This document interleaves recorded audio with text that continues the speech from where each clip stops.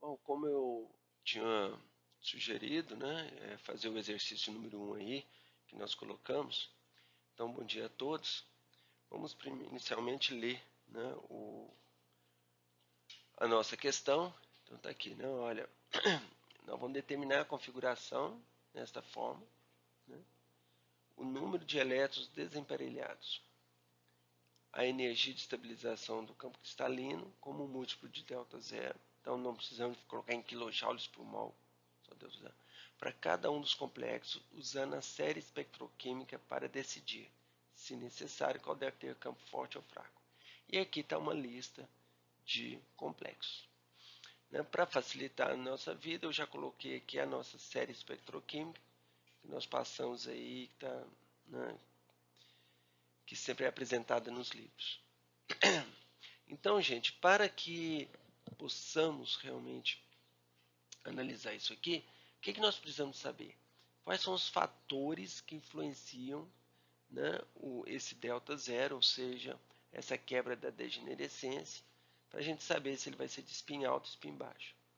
Então, para facilitar a nossa vida, eu criei aqui uma tabela, né, onde que nós temos aqui os complexos que nós vamos estudar, os ligantes, já coloquei aqui,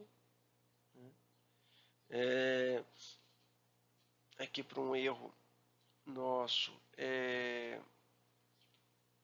isso aqui é um CO, não é um cobalto, um CO. E agora nós vamos preencher. Então vamos verificar qual que é a carga deste complexo. A amônia é neutra, então a carga 3 mais tem que ser a carga do cobalto. E o do ferro, a água é neutra, 2 mais é a do ferro. Aqui o Cn menos, 3 menos, como são 6, né, vezes menos 1, então o ferro tem que ser o quê? Mais 3, né, de tal forma que você tenha 3 menos. O cromo é mais 3, a amônia é 0, então você tem aqui 3 mais. E o tungstênio, qual que é a carga dele? O CO é o quê? Neutro. Então o tungstênio é 0. Né? E no caso do ferro, mais 2, porque o Cl é menos 1, para dar 2 menos. E o níquel é 0, o CO é 0, então tudo 0. Então vamos preencher. Então nós vamos preencher aqui com a carga 3 mais, a carga 2 mais, né? Nós vamos colocar a carga 3 mais, 3 mais, 0, 2 mais, 0. Lembrando que esses dois últimos são tetraédricos. Bom, então qual que é a configuração eletrônica, né, do cobalto? O cobalto, ele é, olhando a tabela, ele é D7S2, perdeu 3 elétrons, então ele é um D6. O ferro, 2 mais, é um D6. O ferro 3 mais, ele é D5. O cromo, ele é um D5S1. Então, se ele perdeu 3 elétrons, ele é um D3. O tungstênio está, né, debaixo do cromo, certo? Debaixo do cromo. Ele é um D4S2, né? 3D4, 4D4, 5S2, na verdade. Aqui você tem o ferro 2 mais, que é um D6. E aqui você tem o níquel, que é D8, né? 3D8, 4S2. Aqui, gente, nós não podemos esquecer, né, que o níquel, ele é 3D8, 4S2, como a carga dele é 0, então nós temos que levar em conta todos esses elétrons, certo? Bom, e na tabela periódica? Na tabela periódica, ele está na terceira linha, né, da tabela periódica. É a primeira linha da terceira, terceira, né? Terceira, terceira, quarta, terceira, terceira. Então daqui nós podemos tirar algumas conclusões, né? Primeiro que o cobalto, né? O cobalto ele é 3+, então já é uma carga maior, geralmente, né? A amônia já está, né, mais para o final da série espectroquímica, né? Então ele é um spin baixo. O ferro 2+, nós já estudamos inclusive ele é alto. O ferro 3+, olha o Cn- aqui. Então não tem nem dúvida. Além da carga ser 3+, ainda é Cn-. Então não tem dúvida que ele é baixo. Você tem aqui o cromo. O cromo tem uma sutileza. Veja, ele é D3. Tanto faz ele ser spin alto ou spin baixo. Ok? O tungstênio está na 4ª linha da tabela periódica, né? Então necessariamente será baixo. E esses outros dois últimos aqui é tetraédrico, vocês estão lembrados? O delta do TD é da ordem de 4/9 do delta do octaédrico. Então esse delta aqui vai ser sempre menor do que a energia de aparelhamento. Então não tem nem que ver, ele sempre é alto, não tem nem que questionar. Tá? Aqui, no caso do cromo, tanto faz você botar alto ou baixo, vai dar sempre a mesma coisa, que só tem 3 elétrons, e ele vai preencher nos orbitais T2G, né, de forma spin alto. Certo? Então, desta forma, agora nós podemos passar, né, e fazer, né, o nosso diagrama. Tá? Então, vamos seguir essa tabela aí e vamos assumir que é isso. Então, observe que aqui nós discutimos coisas importantes, como a importância do ligante, a importância da carga, onde que ele está, e a posição na tabela periódica. Esses são 3 aspectos importantes para decidir se é de campo forte ou de campo fraco. Obviamente, gente, que isso, né, quando você está aqui ó, em alguma posição intermediária aqui, né, com carga +2, por exemplo, já fica difícil de você decidir se é spin alto ou spin baixo. Geralmente, a gente vai ter que buscar algum dado que nos possibilite ter mais segurança na decisão. Tá bom? Neste momento aqui, por exemplo, nesse caso aqui, ó, do ferro 2+, né, com a água, spin alto, a gente já sabia. O do cobalto, a gente fica um pouco na dúvida, mas geralmente carga 3+, vai tender a ser spin baixo, tá certo? Mas o importante é ter algum argumento nesse aspecto, né, para você definir e seguir adiante. Tá bom? Então vamos lá?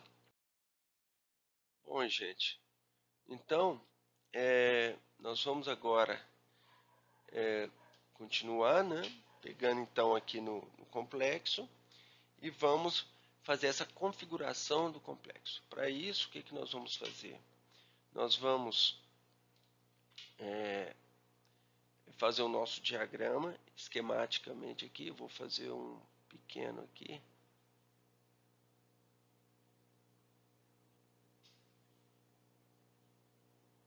G, T2G. Só lembrando, né, nós temos aqui o delta zero. Lembrando que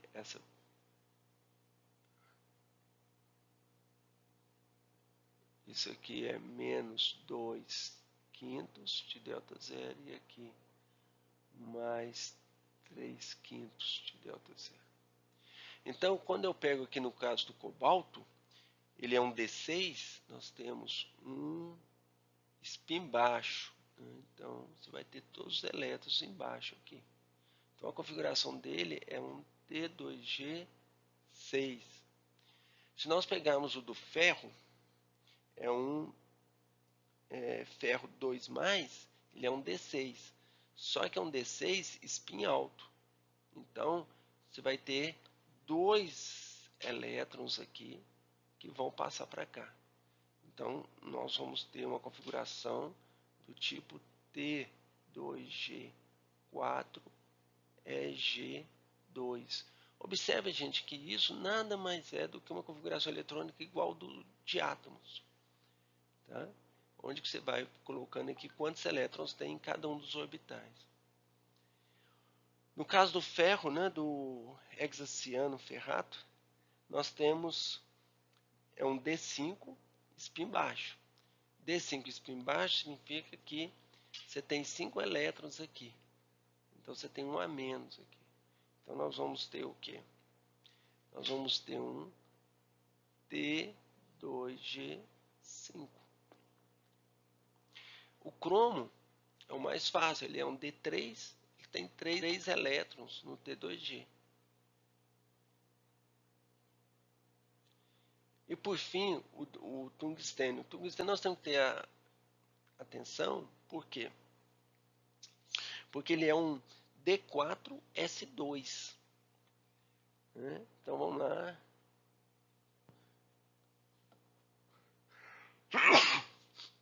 Desculpa, um D4S2. Então você tem que levar em conta, como você está trabalhando aqui, não é com um átomo neutro, né, nesse complexo do tungstênio. Então você tem que colocar o que? Os 6 elétrons. Então você tem os 6 elétrons spin baixo, ele vai ser um T2G6. Tá?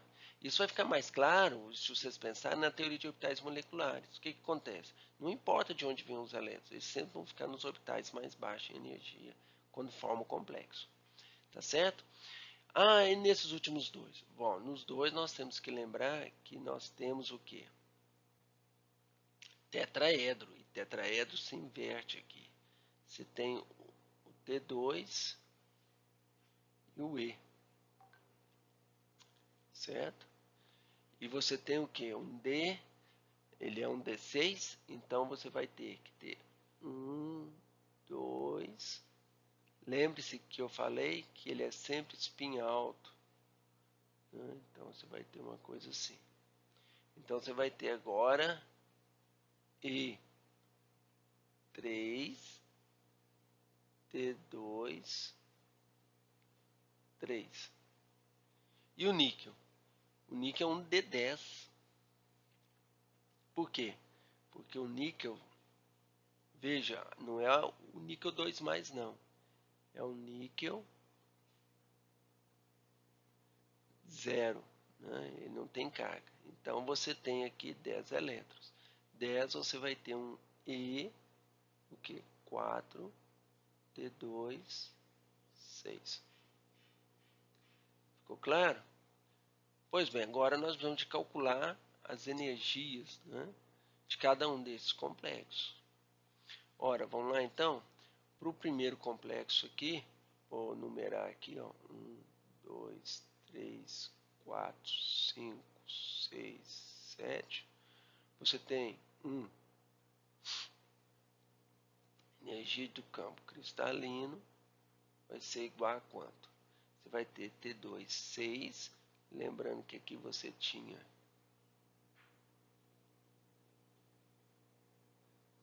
6 elétrons, então você vai ter lá 6 vezes menos 2/3 de delta zero, mais 3P, menos 2P, que já está, ó, menos 1P, que já está. Então você vai ter lá menos 12, opa, aqui é quintos, 12 quintos de delta zero mais 2P. Para nós fazermos o segundo, energia de estabilização, campo cristalino, nós temos quanto? O segundo, nós vamos ter lá, ó, 4 vezes menos 2 quintos de delta zero, mais 2 vezes 3 quintos de delta zero, né? Mais P. Então vamos lembrar que nós vamos ter aqui, eu vou repetir aqui, né? Nós temos 3, 4, 5, ó. se nós fizermos aqui, não, você tem lá o D6, você tem 1, 2, 3, 4, 5, 6. Então você tem mais P menos P, né? Só para deixar claro. Então nós temos aqui menos 8 com mais 6 dá menos 2/5 de delta zero. E você tem aqui o terceiro, que é energia de estabilização do campo cristalino, que você vai ter 5 elétrons, né? Esse ficou fácil. 5 vezes menos 2/5 de delta zero, que é igual a menos 10/5 de delta zero. 4. Você tem energia de estabilização do campo cristalino. O 4, nós vamos ter o quê? 3 vezes menos 2/5 de delta zero, né? Que é menos 6/5 de delta zero. O quinto, de novo, ele está facinho ali, né? Ele é o que? 6 vezes menos 2/5 de delta zero, é de spin baixo, né? Então você tem aí o menos 12/5 de delta zero.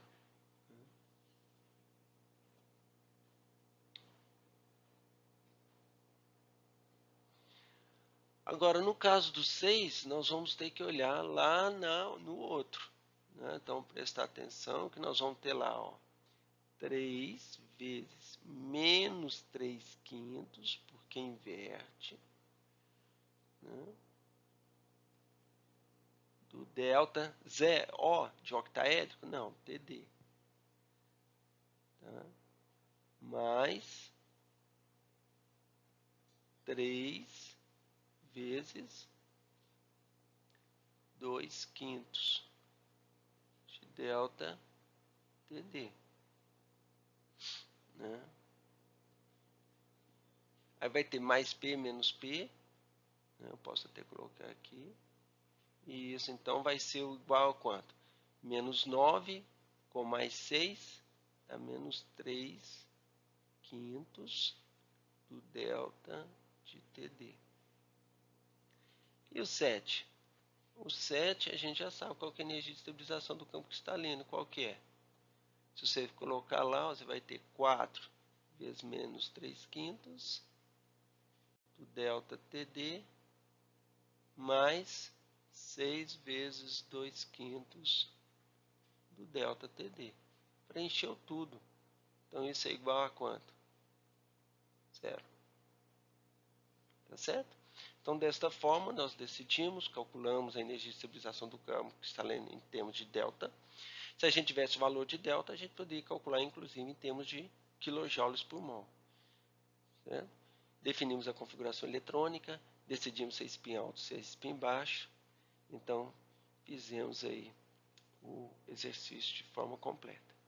Então é isso, gente. Obrigado.